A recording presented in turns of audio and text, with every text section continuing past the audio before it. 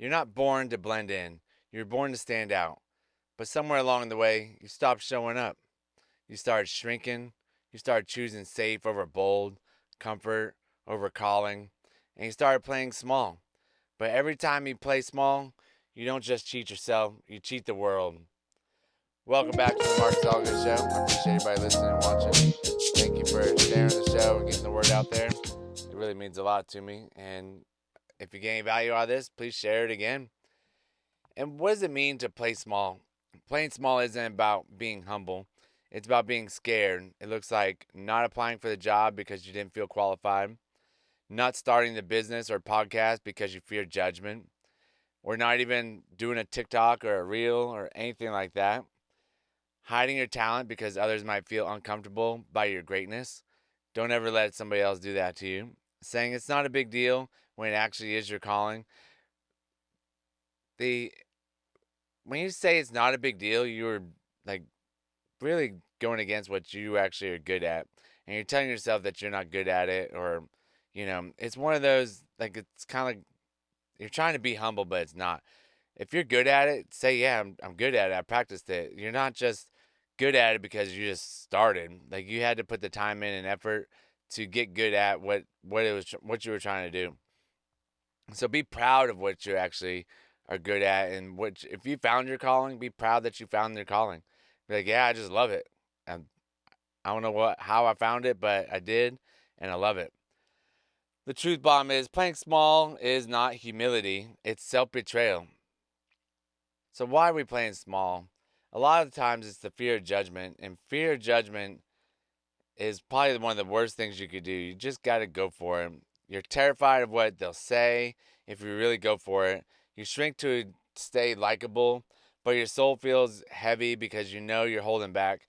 Like, always just go for it. It is okay to, it might be lonely on the outside and a lonely road up the hill, but in the end, it's going to make you feel so much better that you went for it, and that you just didn't care what other people would think of you. And it's okay. Even if you fail, who cares? You went for it. You won't have that regret of what if I went for it? What would have happened? You went for it. You made it or you didn't. Good for you. You went for it. Start over again and try another thing. Fear of failure. You'd rather not try than to fail. A lot of people are that way. I mean, I still do that on some things. We all still do. Like, there's times where I want to post and I don't post anything. There's times when I want to go do something and I don't go do it because of fear of failure. But in the years that I've been alive, I've realized that if it doesn't scare you, it's probably not worth doing. A lot of times you talk yourself out of your destiny, so you never have to feel disappointment, but you end up living in regret. That hurts probably the most, if you got to regret what you were doing. Like, I don't even regret my past. Like, sometimes I might say it, but I really don't. It got me to be the person that I am now, and the gratefulness that I have now that I'm not stuck in that past life. Fear of success. Success comes with responsibility, visibility, pressure. So you sabotage your potential to stay comfortable where nobody expects anything from you. A lot of times I think I feel fear of success. A lot of times I can't get over that hump of, maybe the podcast doing 1 million downloads or something, or, maybe the shop gets, up to $15,000-$20,000 a month, or real estate just takes off and I have to drop everything else. Like, I don't know what that would look like, but sometimes I do fear that I wouldn't be able to handle the success. So I guess my mindset's not right where it needs to be.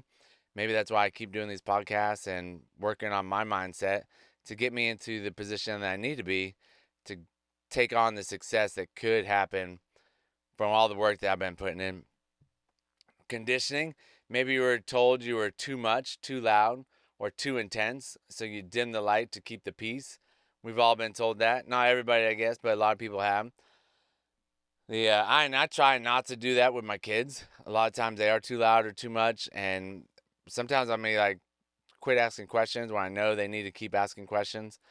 It's just one of those things. Sometimes you're just too tired to hear it, but you don't want to dim their light out to where it puts them in a bad spot. So, number four, the hidden cost of playing small. When you play small, you're not just avoiding the pain, you're creating it. You're going to create regret. You wake up 10 years from now wishing you had just bet on yourself. You're going to have resentment. It turns inward. You start hating your own inaction. Loss of identity. The longer you hide, the less you recognize yourself. And we've all been there. A lot of times you start masking it with drugs and alcohol. Broken potential. Your gifts die in silence. The world never gets what only you can give.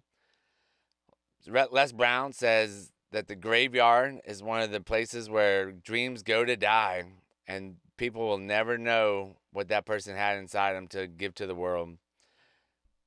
Playing small doesn't protect you, it paralyzes you, makes you freeze, makes you stop, it makes you feel less of yourself. It's not going to keep you going and not going to keep you inspired to play small. You got to play big to get those the dopamine rushes and get out there and get going. Breaking out of the small box, you got to identify where you're shrinking. Where are you choosing comfort over your calling? You got to ask that question over and over. Ask it like 7 times until you can figure it out. What opportunities are you avoiding because of fear? We're all avoiding opportunities because of fear. I did. One of them was the shop, and I took the opportunity, and it's not turning out the greatest. But I know for a fact that later on down the line, I'm never gonna say, well, what if I did? What if I would have opened that shop? You know, once we get out of it, it's gonna be a breathtaking success. But even if we stay in it and we make it a success, it's always gonna be good. Then be able to sell it. Like there's so many different things like that are gonna be positive about opening the shop. It's rough right now, but in 5 years we could just look back on this and be like, "Yep, that was a lesson learned. It was a good time, and it just wasn't for us." But we don't have the regret of what if we would have opened it. So raise your standards. Don't shrink your dreams to match your comfort zone. Stretch your habits to match your dreams. Let go of approval. Your greatness will make some people uncomfortable. Who cares? Let them go. You're not here to convince people. You're here to impact people. And just being yourself and going day to day is impacting at least one person each day. If not two, I mean, it could be one a week. Who cares? As long as you're impacting somebody, and you'll probably never know how many people you impact that day, month, or year. Do the thing anyway. You never feel ready, but you're ready enough. Start scared, start unqualified, just start. You'll learn along the way. And it's hard, and it's going to be a rocky road. It's going to be an uphill battle, but the more you learn, the easier it's going to get. And you don't know what you don't know. Like if you have a mentor, if you don't know the right questions to ask, you're never going to know the right answer. Surround yourself with people who grow you. You can't stay small. You can't stay small around giants. Choose rooms that feel uncomfortable because that's where the growth happens. So one of the closing challenges I have today is this week, stop playing small, do one thing that scares you. Send the email, launch the channel, speak up, start the project, because the world doesn't just need more successful people, it needs more authentic people, and that starts with you refusing to shrink any longer. Playing small protects your ego, but stepping up unlocks your purpose.